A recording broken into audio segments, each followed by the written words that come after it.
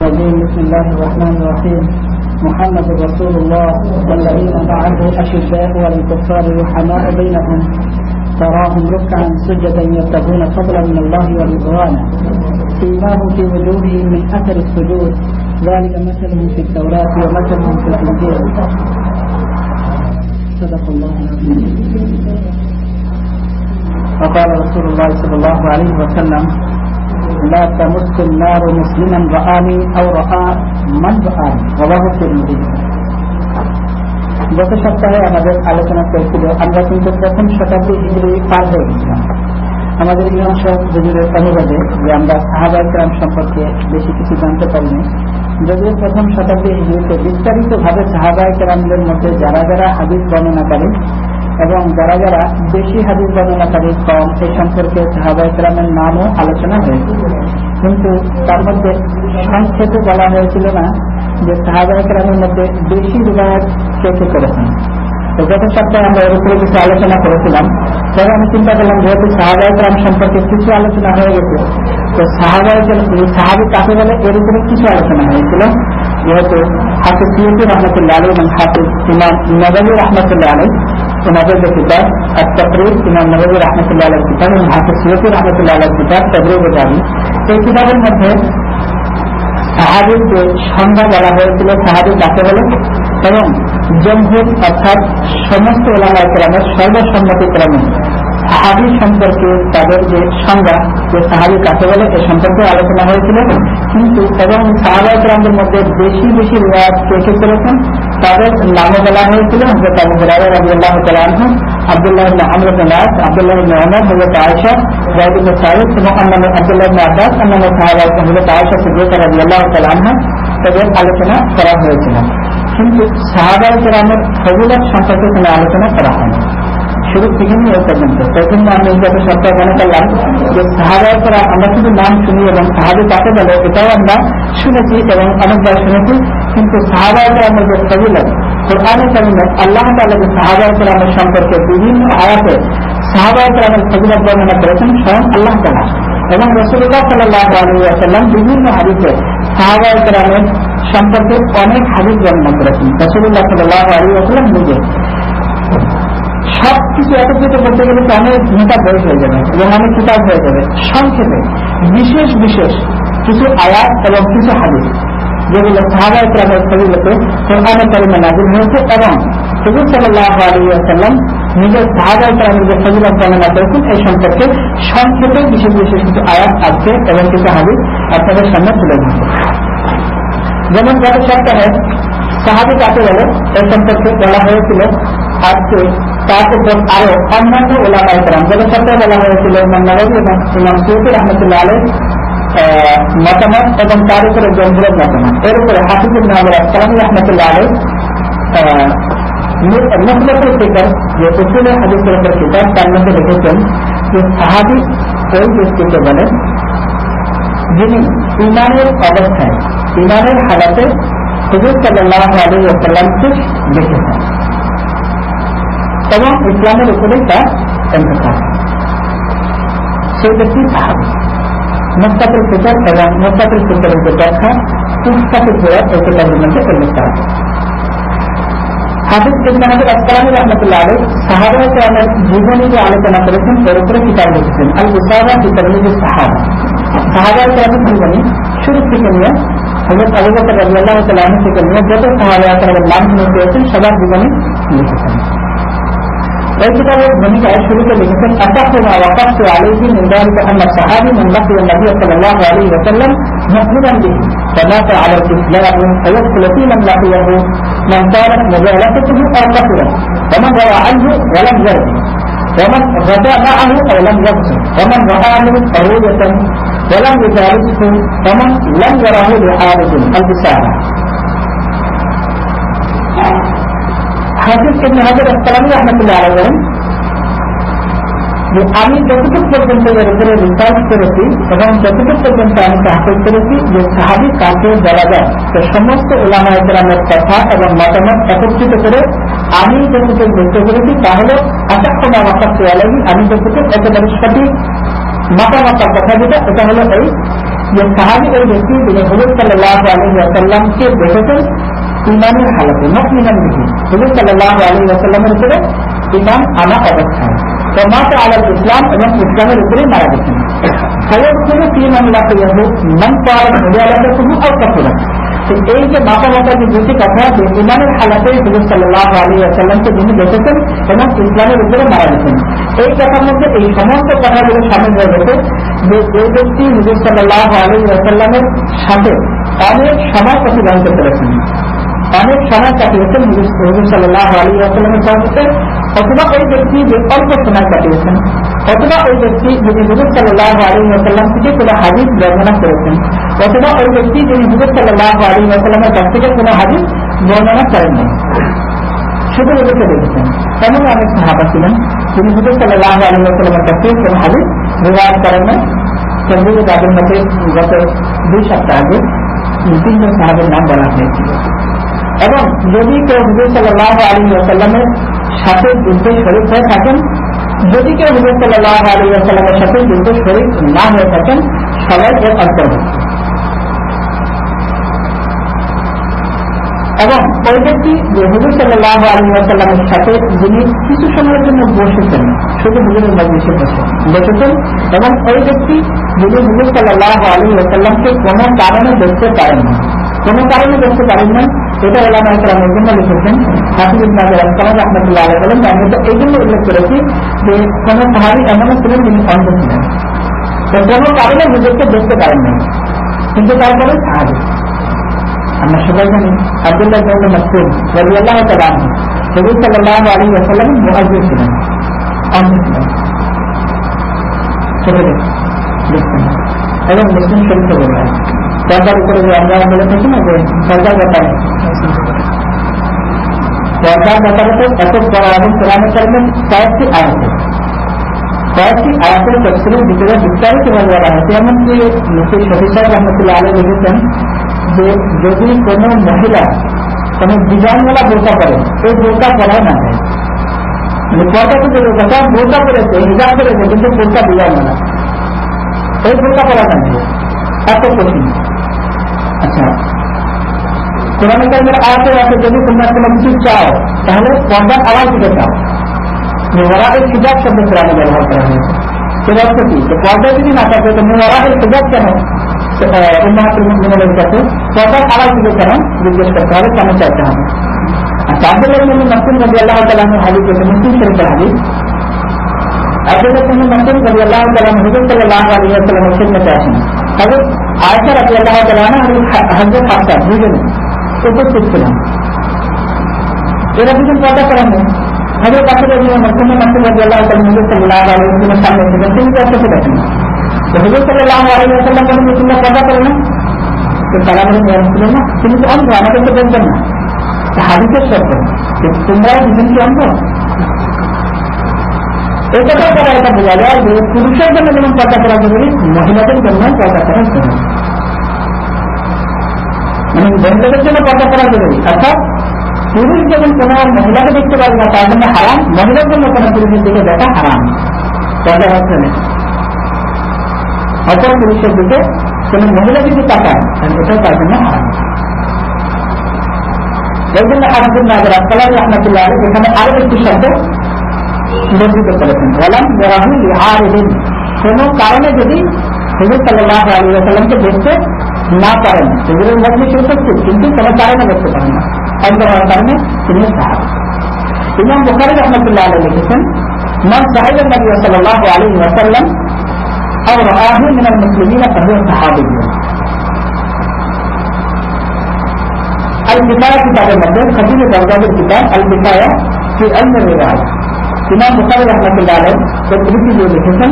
ইমাম বুখারী রাহমাতুল্লাহ আলাইহি বলেন যে ব্যক্তি হুজুর সাল্লাল্লাহু আলাইহি ওয়াসাল্লামের সুহবতে বসেছেন অথবা হুজুর সাল্লাল্লাহু আলাইহি ওয়াসাল্লামকে দেখেছেন মুসলমানদের মধ্যে থেকে, তিনি সাহাবী। এর থেকে হাফিজ ইবনে হাজার আসকালানী রাহমাতুল্লাহ আলাইহি যে সাহাবীর সংজ্ঞা উল্লেখ করেছেন, এটা এর থেকে অনেক সুন্দর, এর মধ্যে সবকিছু শামিল হয়েছে। ইমাম আহমদ ইবনে হাম্বল রাহমাতুল্লাহ আলাইহি লিখেছেন, তারিখে বাগদাদের মদিনা খতিব বাগদাদি রাহমাতুল্লাহ আলাইহি লিখেছেন, ইমাম আহমদ ইবনে হাম্বল রাহমাতুল্লাহ আলাইহি রাবিয়ে লিখেছেন, কুল্লু মান সাহিবাহু সানাতান আও শাহরান আও ইয়ামান আও সাআতান আও আখির ফাহুয়া মিন আস-সাহাবা। ইমাম আহমদ ইবনে হাম্বল রাহমাতুল্লাহ আলাইহি বলেন যে ওই প্রত্যেক ব্যক্তি সাহাবী তিনি হুজুর সাল্লাল্লাহু আলাইহি ওয়াসাল্লামের সুহবতে 1 বছর 1 মাস 1 দিন অথবা কিছুক্ষণ থেকেছেন, অথবা হুজুর সাল্লাল্লাহু আলাইহি ওয়াসাল্লামকে দেখেছেন। হুজুর সাল্লাল্লাহু আলাইহি ওয়াসাল্লামের সুহবতে বসার সুযোগ হলে কিন্তু হুজুরকে দেখেছেন কোন সাহাবী।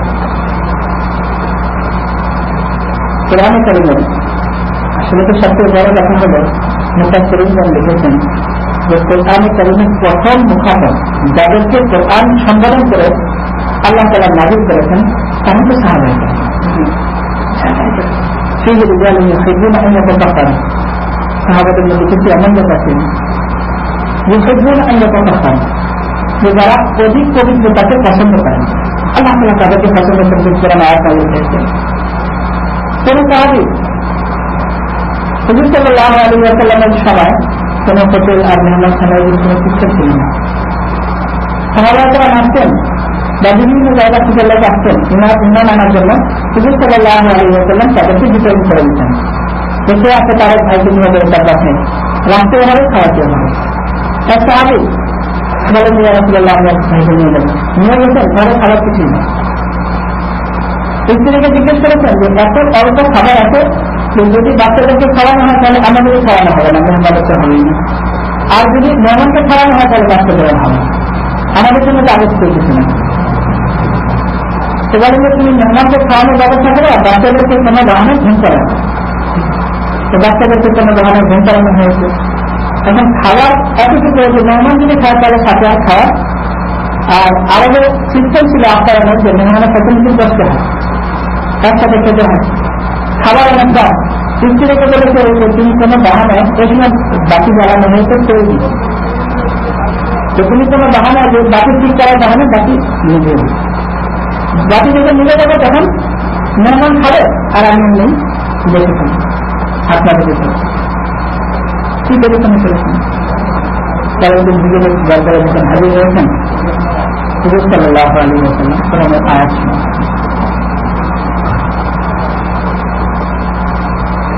يؤثرون على أنفسهم ولو كان بهم خصاصة, যে এমনও লোক রয়েছে যারা ইউথিরুন আলা আনফুসিহিম, যারা নিজেদের উপরে অন্যদেরকে প্রাধান্য দেয়, স্যাক্রিফাইস করে, ত্যাগ তিতিক্ষা সহ্য করে। ওয়ালাউ কানা বিহিম খাসাসা, যদিও তারা নিজেরাও খারাপ অবস্থান মানে নিজেদের নয় কিছু, তারপরেও নিজেদের উপরে অন্যকে অগ্রাধিকার প্রাধান্য ত্যাগ স্বীকার করে।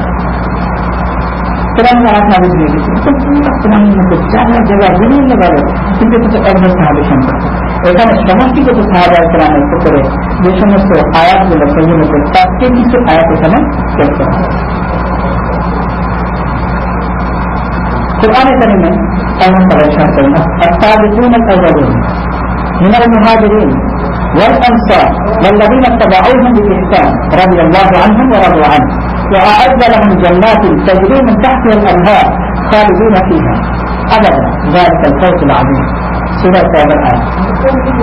ايش مثله السابقون যারা শুরু শুরুতে মুসলমান হয়েছেন, আল-আউয়ালুন প্রথম যারা ঈমান এনেছেন, ইসলাম গ্রহণ করেছেন, মিনাল মুহাজিরিন, মুহাজিরিনদের মধ্যে থেকে, ওয়াল আনসার এবং আনসারদের মধ্যে থেকে, মুহাজির আনসার আমরা সবাই জানি, ওয়াল্লাযীনা ইত্তাবাউহুম বিইহসান এবং যারা তাদের অনুসরণ করেছেন, তাদের অনুসরণ করে তাদেরকে দেখে যারা ঈমান এনেছেন, রাদিয়াল্লাহু আনহুম, আল্লাহ তাআলা তাদের উপর সন্তুষ্ট হয়ে গেছে, ওয়া রাদু আনহু এবং তারাও আল্লাহ তাআলার উপর সন্তুষ্ট। দুই দিক থেকে চিন্তা করে দেখুন, একটা হলো যে আল্লাহ তাআলাকে সন্তুষ্ট করা, আর আল্লাহ তাআলা ঘোষণা করেন যে আল্লাহ তাআলা তাদের উপর সন্তুষ্ট, আর তারা রাদু আনহু তারাও আল্লাহ তাআলার উপর সন্তুষ্ট। এটা প্রয়োজন ছিল না, আল্লাহ তাআলা সন্তুষ্ট হয়ে গেছেন, এটাই যথেষ্ট। কিন্তু তাদের মর্যাদাকে বোঝানোর জন্য, তাদের মর্যাদাকে বোঝানোর জন্য আল্লাহ তাআলা রাজি হয়ে গেছে, এর উপরে তার কোনো কিছু দরকার নেই। এটা বলা যে তারাও আল্লাহর উপর সন্তুষ্ট, আমি তো খুব উপরের কথা, তাদের মর্যাদাকে আরো বাড়ানোর জন্য। وأعد لهم جنات تجري من تحتها الأنهار শুধু সংক্ষিপ্ত তর্জমা হলো যে সাহাবায়ে কেরামের ফজিলত যে কত কোরআনে কারিমে আল্লাহ তাআলা বর্ণনা তাজরি মিন তাহতিহা আল-আনহার, তাদের জন্য রয়েছে জান্নাত, এমন জান্নাত তাজরি তাহতিহা আল-আনহার, তার তলদেশে প্রবাহিত নহর, খালিদিনা ফিহা, চিরস্থায়ী, একদিন দুদিনের জন্য নয়, আবাদান সদা সর্বদা, যালিকা ফয়জুল আযীম, এবং সেটা হলো সবচেয়ে উত্তম এবং সবচেয়ে বড় কামিল, তার চেয়ে আর কোনো কামিলই হতে পারে। এই আয়াতের মধ্যে পরিষ্কার আল্লাহ তাআলা সাহাবায়ে কেরামের জন্য জান্নাত অবধারিত আল্লাহ তাআলার ঘোষণা। মনে হয় আপনাদের এখানে একজন একটা হাদিস বলা হয়েছিল, হুজুর সাল্লাল্লাহু আলাইহি ওয়াসাল্লাম এক সাহাবী অসুস্থ ছিলেন, দেখার জন্য হুজুর সাল্লাল্লাহু আলাইহি ওয়াসাল্লাম যখন যান, বাড়ির কাছাকাছি যখন যান, তখন হযরত ইব্রাহিম আলাইহিস সালামের সাথে সাক্ষাৎ। হুজুর সাল্লাল্লাহু আলাইহি ওয়াসাল্লাম বলেন, হুজুরকে দেখে দিলে বলেন যে দেখো তুমি যার সাথে যাচ্ছ আমার সাহাবী, তার সাথে একটু ভালো মতো। হযরত ইব্রাহিম আলাইহিস সালাম বলেন, ইয়া রাসূলুল্লাহ, আল্লাহ তাআলার পক্ষ থেকে আমাকে আপনার সমস্ত সাহাবাদের সাথে আমি ভালো বলব, আল্লাহ তাআলার পক্ষ থেকে আমাকে আদেশ। তাদের জন্য জান্নাত অবধারিত। অন্য আয়াত হুয়াজি তাবাআকুম, বলেন এর মধ্যে আর অন্য কেউ শামিল আছে? হুয়াজি তাবাআকুম, আল্লাহ তাআলা তোমাদেরকে মনোনীত করে, আল্লাহ তাআলা তোমাদেরকে বেছে নিয়েছে। ওয়া জাআলা আলাইকুম ফিদ-দীনি মিন হারাজ, এবং দিনের মধ্যে তোমাদের জন্য তোমাদের উপরে এমন কোন আল্লাহ তাআলা ওয়াদার জন্য এমন কিছু রাখেন না যেটা তোমাদের জন্য কষ্টকর হয়, নিজকে তোমাদের জন্য সহজ করে দিয়েছে। মিল্লাতে আবিকুম ইব্রাহিম হুয়া সাম্মাকুমুল মুসলিমিন, এবং তোমাদের যে আদি পিতা হযরত ইব্রাহিম আলাইহিস সালামের ধর্ম এবং নীতি, সেই নীতির উপরে, সেই মিল্লাতের উপরে তোমাদেরকে রাখা হয়েছে। তোমাদের জন্য নতুন এমন কোন কষ্টকর কঠিন কোন জিনিস করা হয় না যেটা তোমাদের জন্য তারা অসম্ভব হবে। আল্লাহ তাআলা সান্ত্বনা দিচ্ছেন যে তোমাদেরকে বেছে নিয়েছেন, মনোনীত করেছেন, তোমাদের জন্য কঠিন কোনো কিছু করা হয় না। তারপরে বলেন হুয়া সাম্মাকুমুল মুসলিমিন, আল্লাহ তাআলা তোমাদের নাম রেখেছেন মুসলিমিন, মিন ক্বাবলি ওয়া ফি হাযা লিয়াকুনা রাসূলু আলাইকুম শাহীদা ওয়া তাকুনু শুহাদা'a 'আলান নাস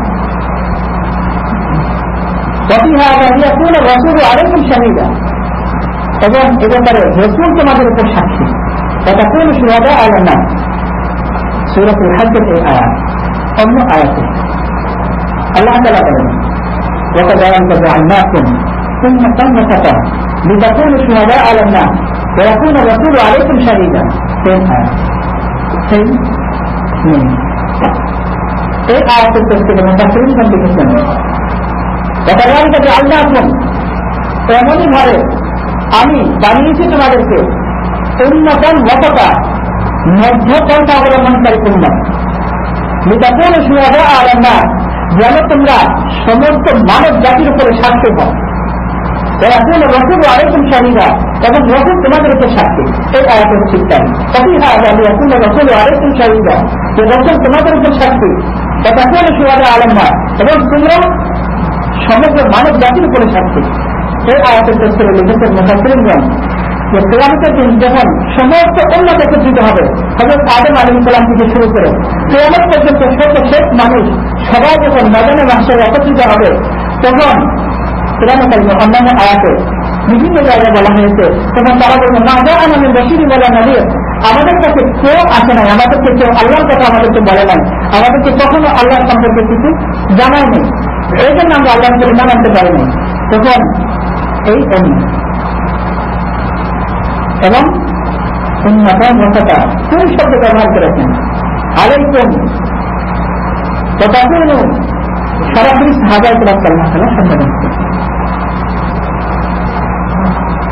যে তোমরা তখন সাথী হবে তাদের উপর, তারা বলবে হে আল্লাহ সবাই মিথ্যা পারে, এদের কাছে নবী এসেছেন। তখন তারা বিস্তারিত ভাবে বলতে থাকবে, হযরত আদম আলাইহিস সালাম থেকে নিয়ে এক এক নবীর নাম নিতে থাকবে, বলতে থাকবে অমুক নবী এসেছেন, এইভাবে কাজ করেছেন, এইভাবে কাজ। হযরত নূহ আলাইহিস সালামের সম্পর্কে এটা শুনে থাকি কোরআন কারিমে আছে আল-ফাতাহুল্লাহ 50 আনা, অর্থাৎ 9.5 বছর পর্যন্ত। আর দাওয়াতের ধরন কিরকম ছিল? সকাল সন্ধ্যা, অর্থাৎ 24 ঘন্টা। সালাম ইয়াজিদুল দুআ ইল্লা ফিরারা, যত আমি ডাকতাম তত তারা ভাঙছে। তখন তারা সাক্ষী নেবে, তারা বলবে তোমরা কিভাবে আমাদের ব্যাপারে সাক্ষী দাও, তোমরা কিন্তু উপস্থিত ছিল না।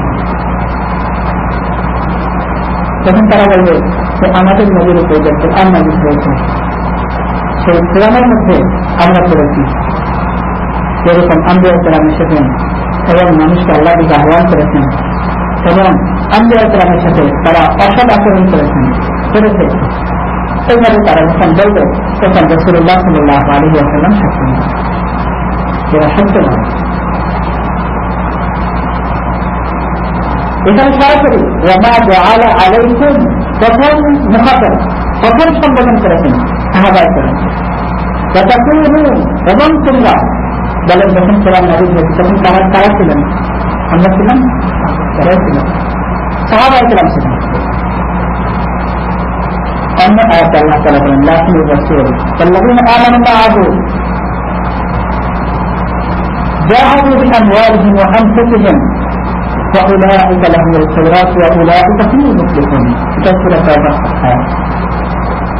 রাসূল এবং ওই সমস্ত লোক যারা তার সাথে ঈমান এনেছে, তার সাথে ঈমান এনেছে, মাআহু পরবর্তীতে নয়, যারা তার সাথে ঈমান এনেছে